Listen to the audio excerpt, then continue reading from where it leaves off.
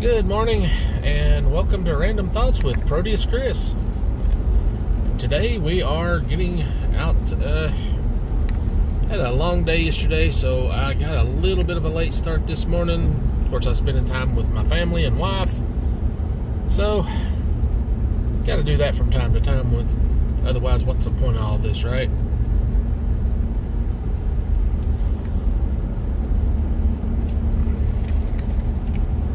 It's going to be a rainy day. Don't know how well it's going to be, how the temperature's going to be. Currently it's 43 degrees. I think it's supposed to hit 60. Still trying to figure out how to get a weather thing on here. I'll figure it out eventually. The app is a little more limited than what you can do on a computer, unfortunately. Just the way it is, I suppose.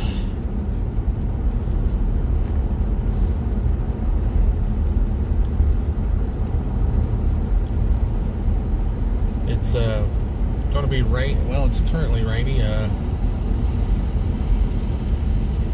goes a handyman.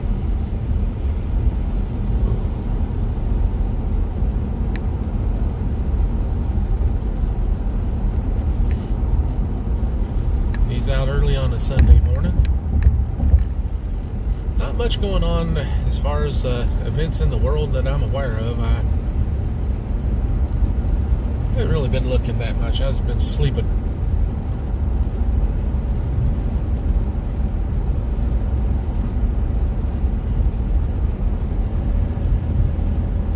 Or working. It seems to be a thing on my work days is I either sleep or work. Trying to make sure I have some food. But getting on our way to the 1,000 subscribers, which is great. Once I hit the 1,000 subscribers, we'll get paid for the commercials they're playing on my videos, which would be nice.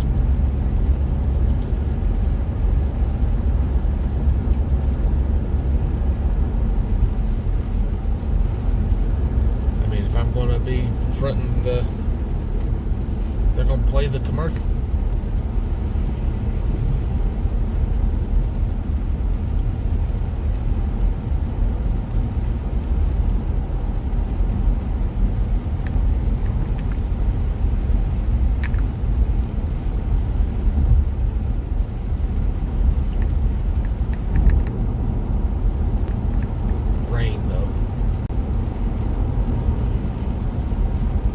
Try not to be one. Got my morning cappuccino. I hate coffee, so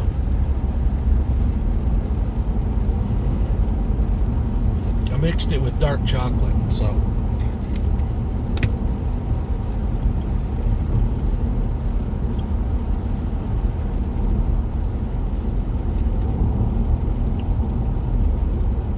it's supposed to be healthier. At least dark chocolate is supposed to be, as I understand it. I need it.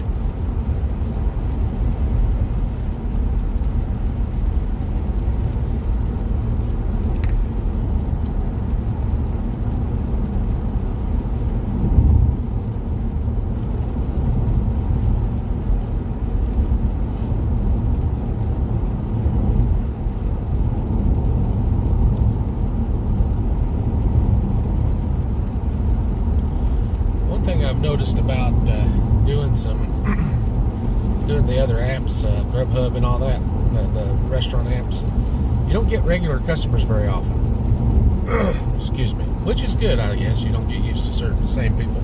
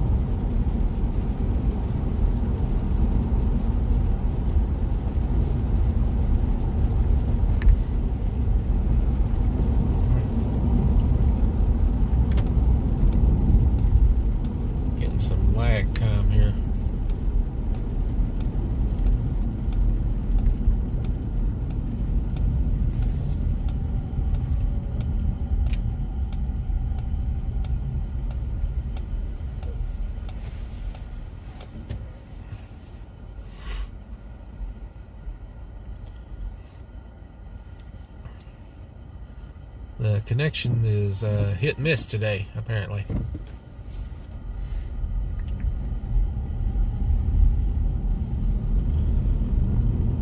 I am looking forward to my day off tomorrow. I'm probably going to sleep most of it.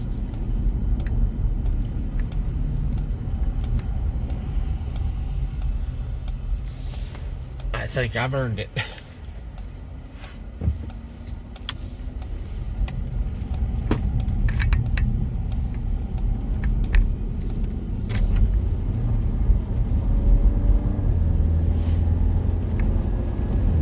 Well, here's a big truck already blocking things, looks like.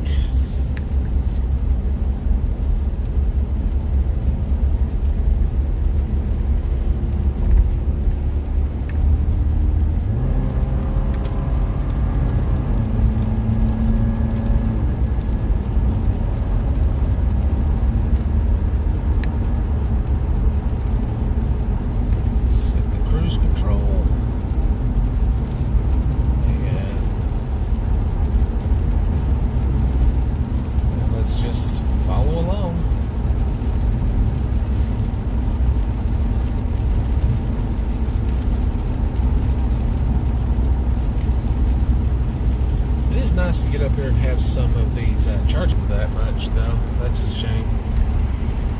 But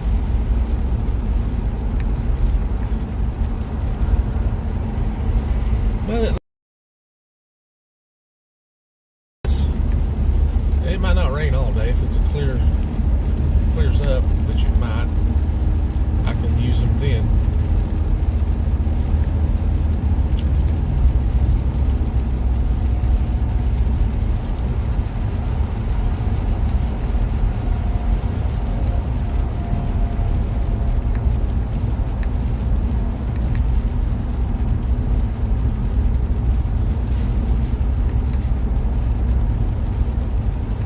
I did see where some people were talking about the smell in the courtroom with Donald Trump's trial and how he keeps ripping it open, as they say. And then there was another person who said he knew he was in a restaurant with Trump 40 years ago, and the smell was so bad that the restaurant had to ask him to leave. This is back in the 80s. Actually, was that more? That's more than 40 years ago. That's 60 years ago. Gosh, I'm dating myself. No, not 60. Hey, it's 40. Sorry, my math is off this morning.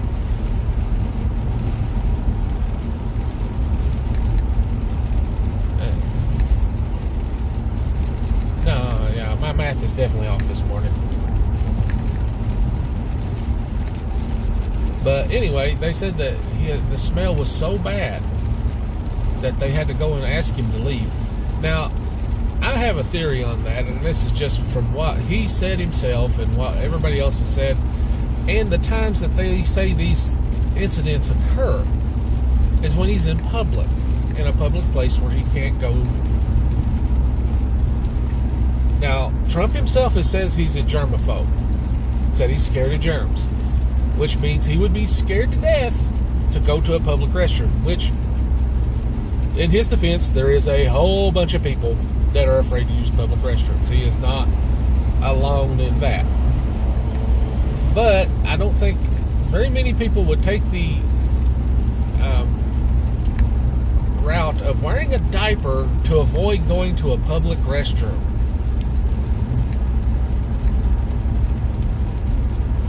Which I suspect that is what he has been doing for the last 40 years.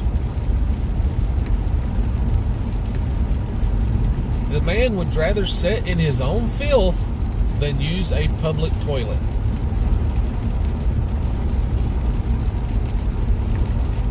Maybe longer than 40 years. We just know the first time anybody's actually mentioned it.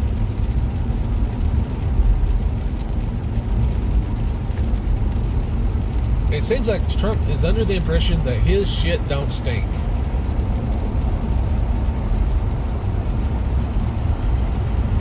Which, I'm sorry, Donnie, yours is just like everybody else's. We all stink.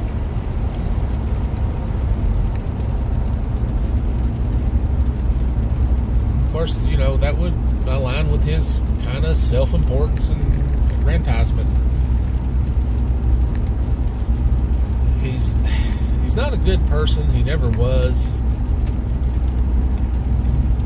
And he also has some weird narcissistic image of himself. Now, I'm on the bet that in his own private residence and his own private toilet, he'll go use the toilet like a normal person. But when he's out in public and he can't get back to that personalized toilet, I'm thinking he's wearing diapers because he just doesn't want to take the risk.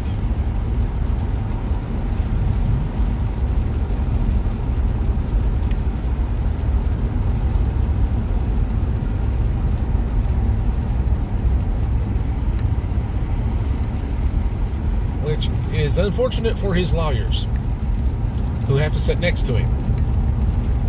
If they weren't such bad people, I would feel sorry for them too. But they're not much. Well, they're not any better than he is, actually. They're just doing it for fame and money. But mostly money. Well, all lawyers do it for money, so that's not unusual.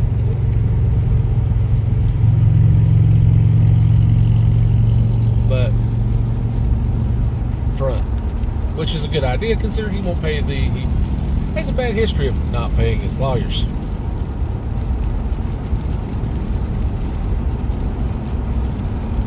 Just ask Rudy Giuliani how that went over.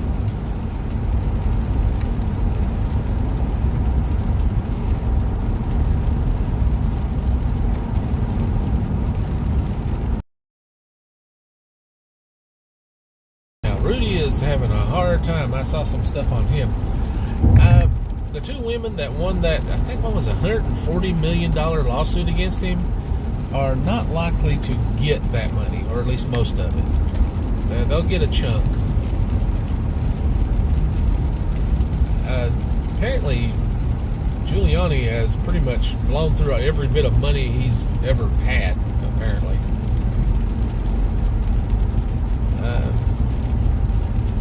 Whatever they can sell his property off for is probably what they'll end up getting.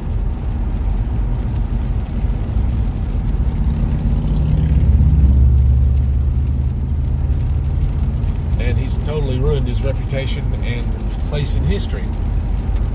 All to latch himself onto Donald Trump. I mean, oh, yeah, that reminds me. I almost forgot.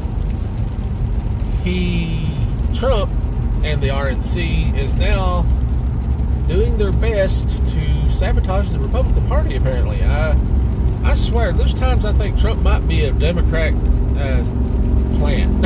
Just, he is demanding that all of the Republican candidates that's running this year give him 5% of their donations. Any donation they bring in.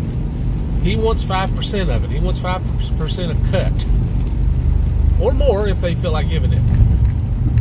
And in return, they get nothing. They get absolutely nothing. Why should they give him 5% for nothing? What's he doing for them?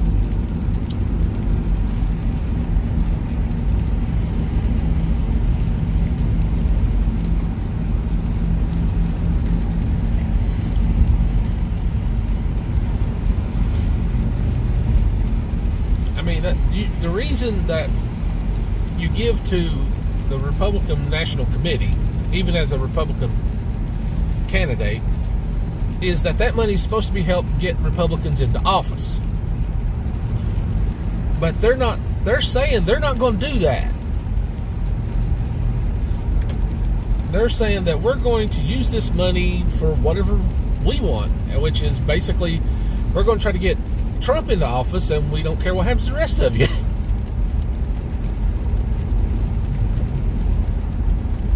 Which I don't understand how there's any loyalty among the other Republicans to this party anymore, because they pretty much abandoned you.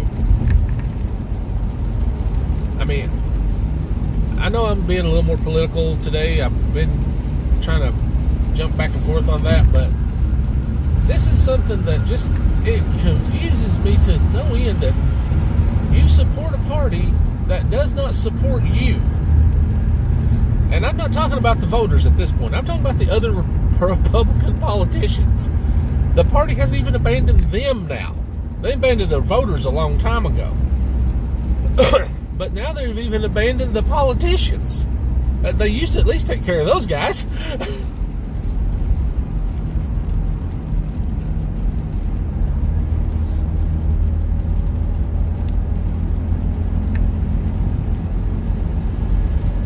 Yeah, my grandfather, I never got to meet him, but I was told he died back when my mom was like 8 years old. But I talked to my aunts and uncles, and they would tell me stuff that he used to say. He absolutely couldn't stand Republicans because he said they were for the rich man. And that was back in the 60s, 70s, I know, 60, early 60s, late 50s.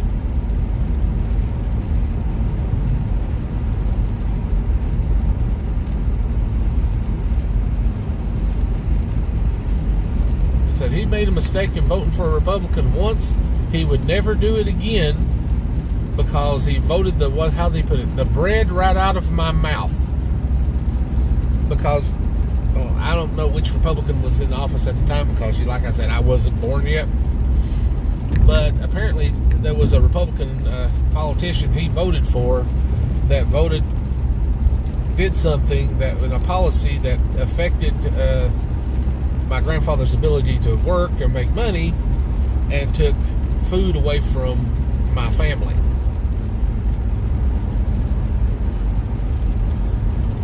That's back before we had all the access to news media we have.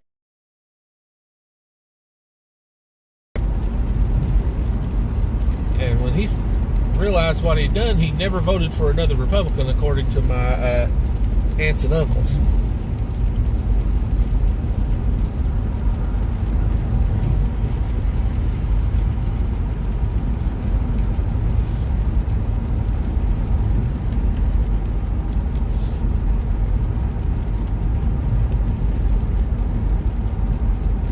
This was way before Roe v. Wade and all Christian conservatives, with a bunch of propaganda that was all a bunch of lies. And I figured that out myself back in 1988.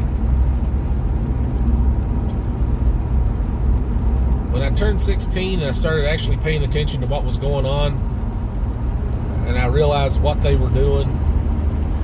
It kind of upset me back then, and then I started down a path of not trusting organized religion anymore. I haven't trusted them since. I realized how much they were lying. Boy, do they lie. Oh, God, do they lie. They lie about everything. They lie about what's in the Bible. They've just flat out lie about it. Especially evangelicals. Evangelicals, I don't think they actually read the Bible, to be honest. I'm just curious if they... I went to church from the time I can remember till I was 18, and a little bit past that. And I went to church 3 times a week. And then what I have remember and notice about what the people in church, the only part of the Bible they know is the parts that the preacher cherry picks out and tells them. And he doesn't tell them in context. He doesn't read the whole passage. He reads select verses to fit into a narrative that he crafts for them to hear.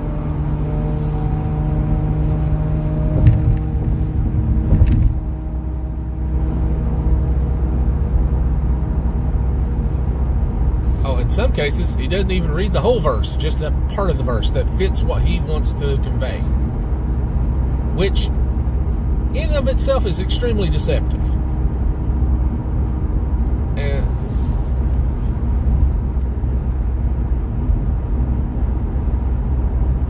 which is, I don't know, it just seems underhanded, dishonest, ingenuine. You pick your adjective there. But, I don't know. This is Sunday, so I guess religion is a good thing to talk about today. Now, I will say, one of the things I did appreciate in the few Catholic masses that I've gone to with my wife since I got married is I have noticed that there's less telling you you're going to hell and more telling you to care about your community.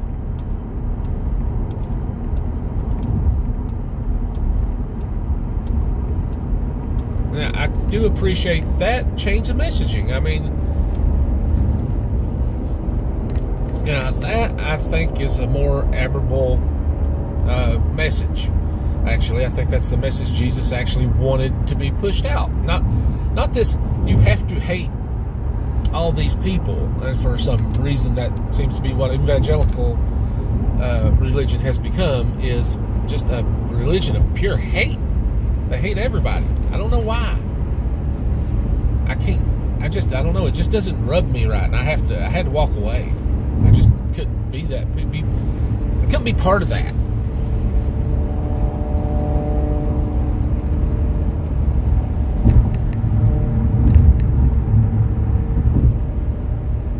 Now, I walked away from it. I've not regretted walking away from it. I know I was eat up with guilt for the longest time, but I don't actually have that anymore. Especially when I went and actually read the Bible for myself quite a bit and had to take that Bible study class in college that was required to get my teaching degree, ironically.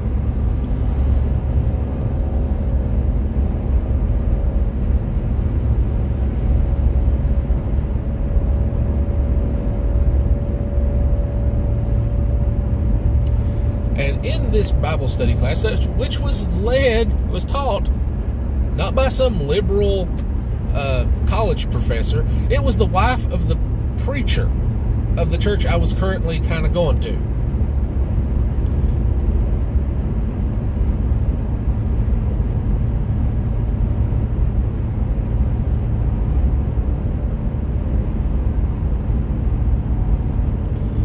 And in this class, she admitted that they just picked and chose what they put into the Bible. That there were parts that these old men 2,000 years ago, they just decided, well, we didn't like this one, so we ain't using it.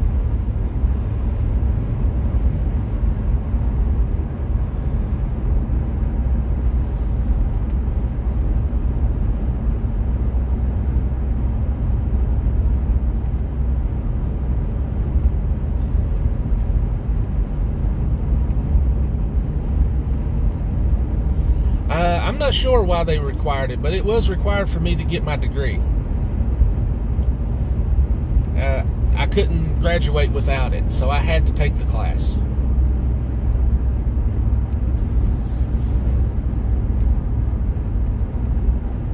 Oh, and here's the irony.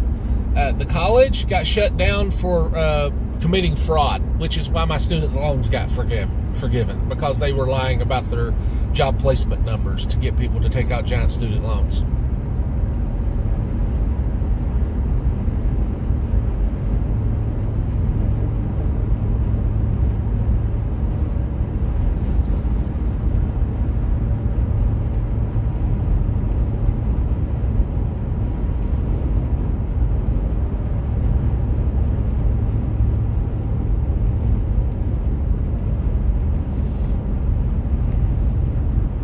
Oh, hello there. But yeah, I think they wanted to be they were kind of a Christian college, but not really. They were Christian adjacent, I guess you could say. The college's name was Virginia Intermont. They're no longer in existence. They got shut down quite some time ago.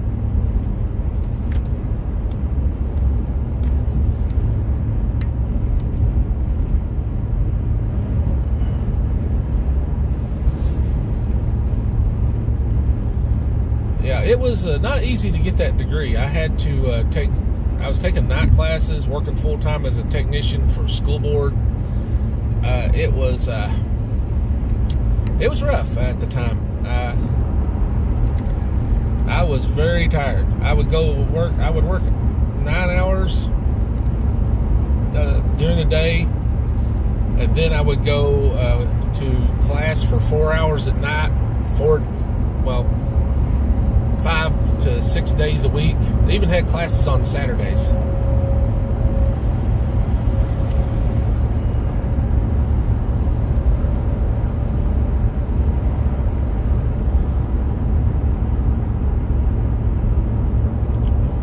But I'm not sorry that I put the effort in, and I appreciate your sympathy.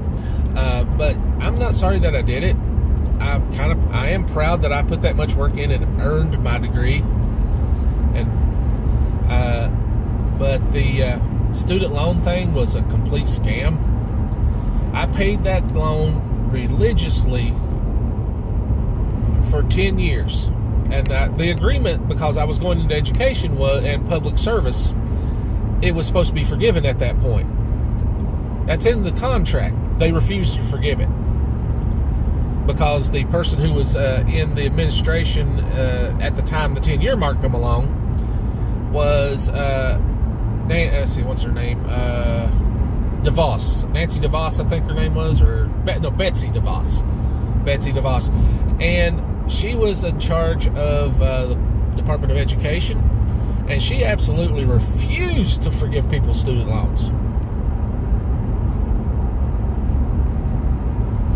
And the main reason she refused to forgive student loans, she's a billionaire whose family makes their money from student loans.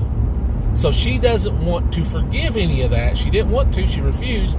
Even by court order, when the courts ordered her to forgive certain student loans, she wouldn't do it. And she was held into contempt.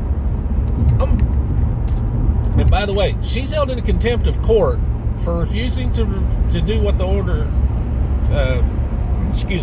the order from the court, and she didn't go to jail because she's a rich billionaire. We do have a two-tier justice system in this country. If me or you go into contempt, we go to jail. If rich people go in contempt, nah, they just ignore them. They just walk away. She didn't even get a fine. I mean, they do a thing to her.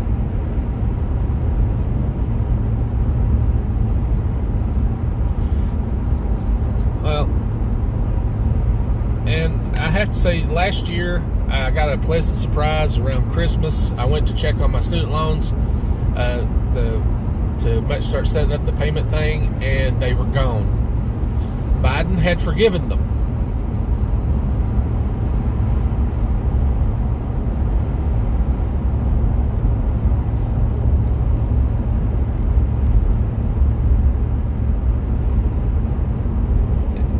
And that's because they should have already been forgiven. What he did was, what they're doing with the current round of student loan forgiveness is they just retroactively forgave the interest, which wiped out my loans.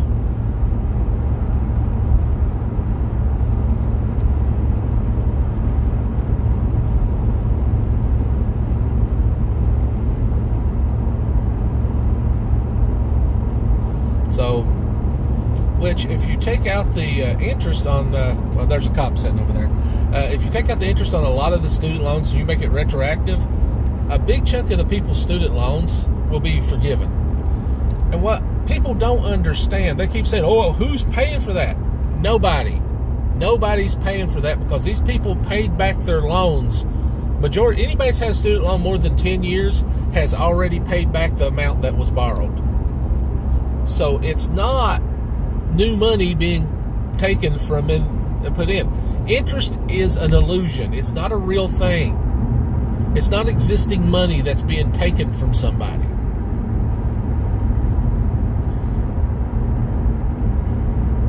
Taxpayers aren't covering the interest on this. This is just money that won't be made by banks.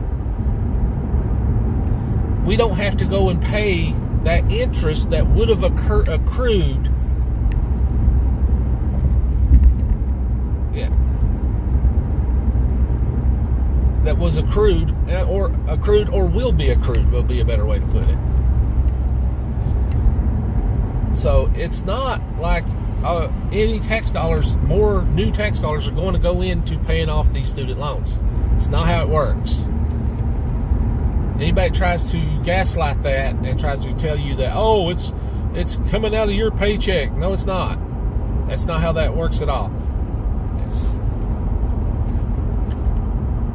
These people, like I said, if somebody's been paying on their student loans for 10 years, they have long since paid back what they borrowed. I mean, you can do the math on it and see what their payments are. Some of these people, it goes anywhere between $200 to $1,000 a month, depending on what their loans are. And they've been paying for 10 years.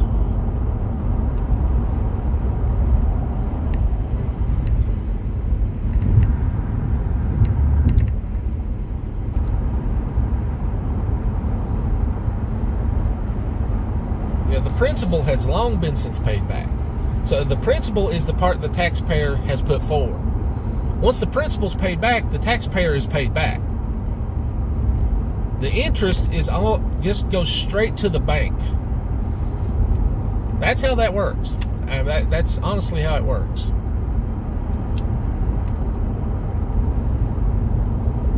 So I think the government on some of the federal loans takes some of it as like a tax. It's a tax on working people. It's a backdoor tax, basically, which you can't really even write off the student loans. I mean, the interest on them.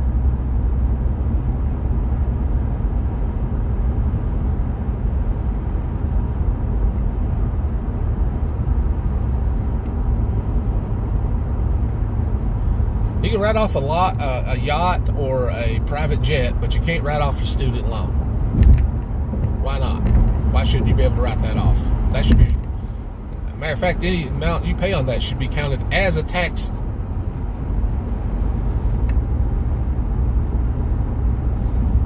I think student loan payments should be considered a tax, just straight up tax for that matter.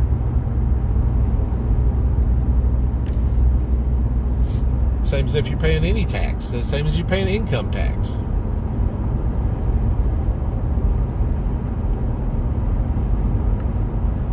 If they could get rid of student loans, it'd be even better. They shouldn't exist in the first place. They're about as bad as the payday loans that people were scamming other people out of for all those years, and still doing on some cases.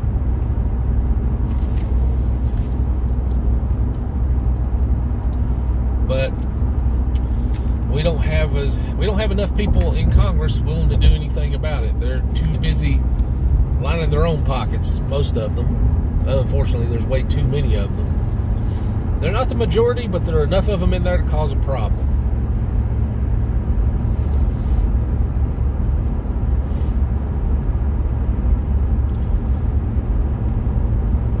Ones like Joe Manchin, which thank God he's actually leaving Congress, which is good.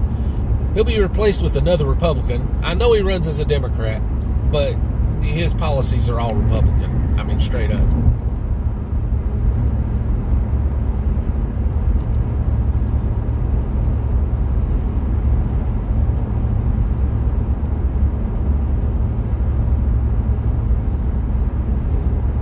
He voted with Donald Trump more than he voted with Joe Biden.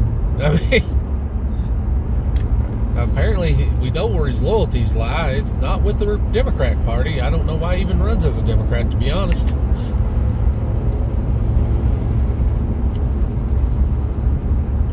I've been up to West Virginia. It's not one of the better states.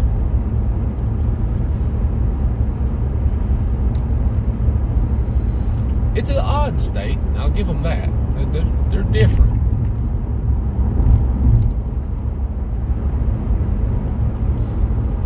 We're planning on a little vacation to Texas this year. I'm a little cautious. My wife is wanting to make sure we bring our passports because she's afraid that Texas will try to deport us.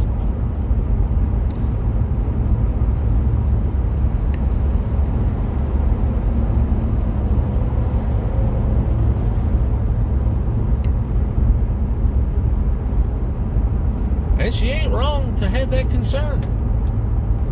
I mean, honestly, she is within some reason there. Because Texas is a little crazy at the moment.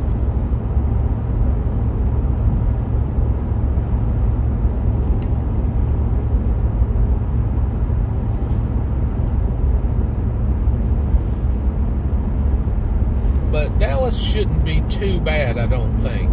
It's far enough away from the border that it shouldn't be an issue, I don't believe. But then again, they're better safe than sorry.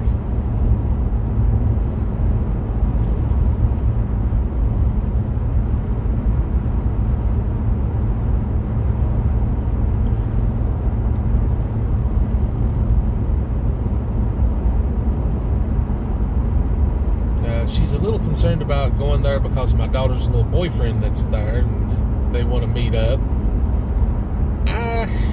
She feels that it's not proper for the girl to go see him. Well, I pointed out it's not really her going to see him, it's us going to see Dallas, Texas. I've never been there. I would actually like to see it.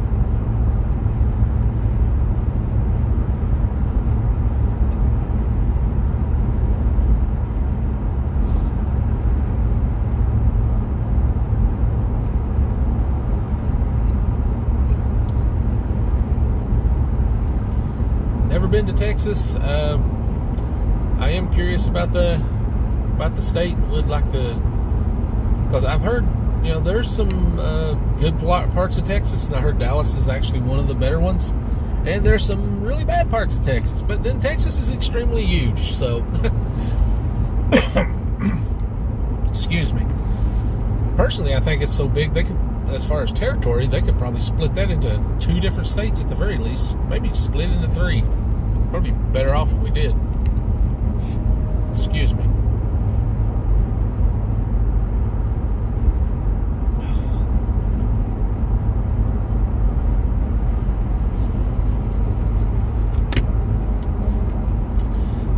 I still think we should make Puerto Rico a state. They have every right to be a state, in my opinion.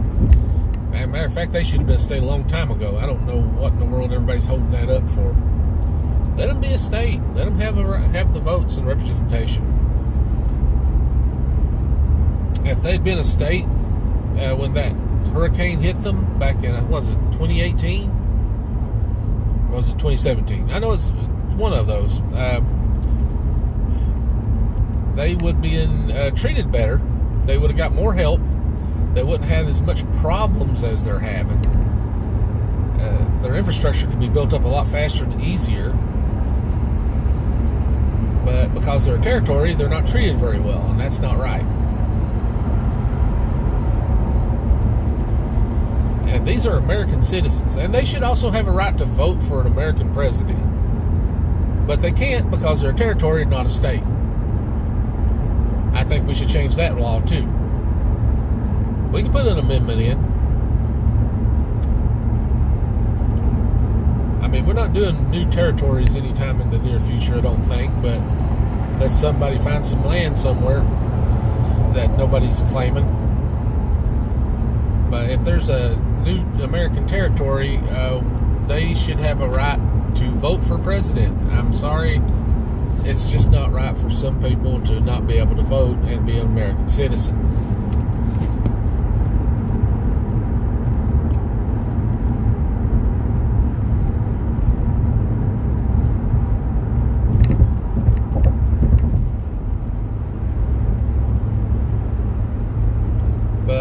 I was going to talk about earlier. I got distracted off of the student loan stuff in the college. But one of the things in that Bible study class that I learned were 2 major things. One, there were 2 versions of the book of Daniel. I really liked the book of Daniel, so I really paid attention to that part when we started talking about it. Apparently, there was a version of the book of Daniel that they didn't like, the old men that made this decision, that had Daniel pretty much being Sherlock Holmes. He was doing all kinds of stuff to expose the priests as being frauds, and that wasn't miracle stuff. It was means they didn't like a story that was, well, actually more popular. But the only reason they put Daniel in the Bible is because the book was so popular that it wasn't the most popular version, but it was popular enough. They didn't want to put that book in there at all.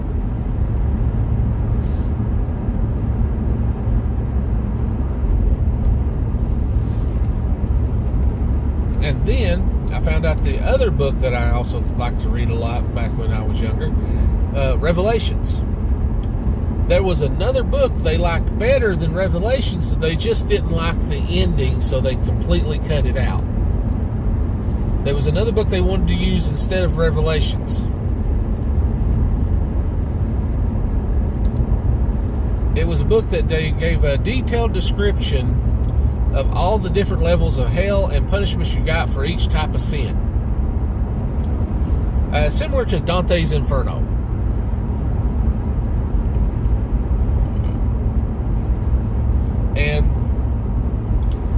But at the end of that book, it ended with all you had to do to get brought out of hell is what they call one of the saints, or basically a person that went to heaven, had to go to Jesus and say, "Can you go get my relative out of hell?" And Jesus would go get them.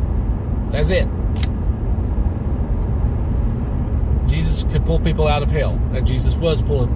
And all Jesus had to do to pull the people out of hell was somebody had to ask him to do it. That's it.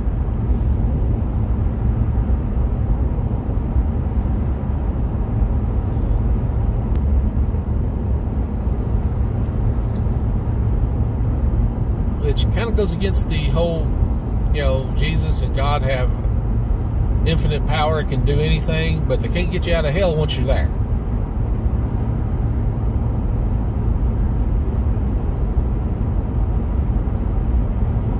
Which I think it makes more sense that if Jesus wants to go get you out of hell, he can.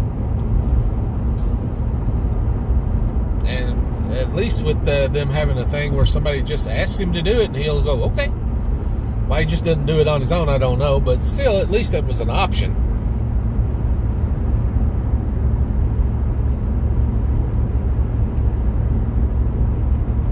But that's what I learned in that Bible study class. That was that really made me. It was an eye-opening class, I'll just say. And I did actually confuse the teacher, the preacher's wife, because we were talking about Judas in one of the classes. And I pointed out to her that what Jesus did wasn't a sin and could not be a sin by definition. She never, because she was very confused. It never apparently occurred to her to even think about it. Judas was doing what was God's plan. By definition, anything that's God's plan by Christianity is God's will, and God's will cannot be a sin. So Judas betraying Jesus was God's plan. So therefore that was God's will, and therefore could not be a sin. So it also takes away the whole aspect of free will. Judas didn't have a choice.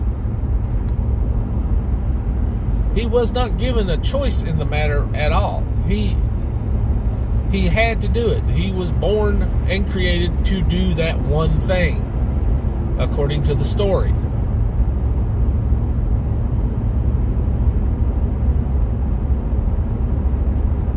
That's why he died shortly after he finished his purpose. He didn't have a choice in the matter. And the whole point of sin is you have to make a choice. And since he didn't make a choice,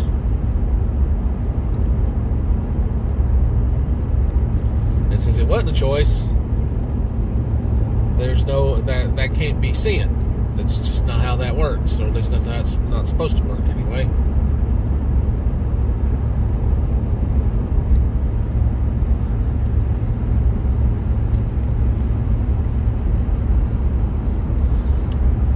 Well, we're in the zone now, so I'm going to go ahead and turn on Grubhub and see if I can catch any orders this morning before I get out to my final destination.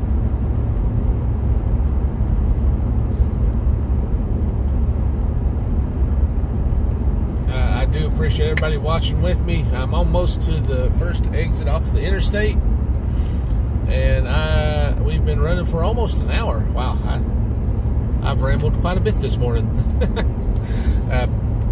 I appreciate the chats. I appreciate the questions. Love you guys. Keep watching. Like, subscribe, comment.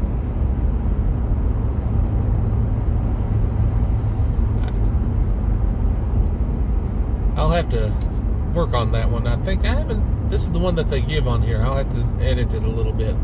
But anyway, thanks for watching, guys, and you guys have a good day.